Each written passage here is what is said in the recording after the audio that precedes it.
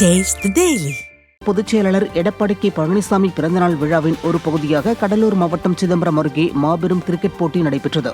கொத்தங்குடி ஊராட்சி திடல்மேடு பகுதியில் நடந்த போட்டியில் சிறப்பு அழைப்பாளராக கடலூர் கிழக்கு மாவட்ட செயலாளரும் சிதம்பரம் சட்டமன்ற உறுப்பினருமான கே பாண்டியன் பங்கேற்று முதல் பரிசை வழங்கினார். பரங்கிப்பேட்டை கிழக்கு ஒன்றிய செயலாளர் அசோகன் தலைமையில் நடைபெற்ற இந்த நிகழ்ச்சியில் மாவட்ட இணை செயலாளர் ரங்கம்மாள், மாவட்ட அம்மா பேரவை அவைத்தலைவர் வேணுகோபால், மாவட்ட இளைஞர்கள் மற்றும் இளம்பெண்கள் பாசறை இணை செயலாளர் தருண்ராஜ் உள்ளிட்ட கழக நிர்வாகிகள் கலந்து கொண்டனர்.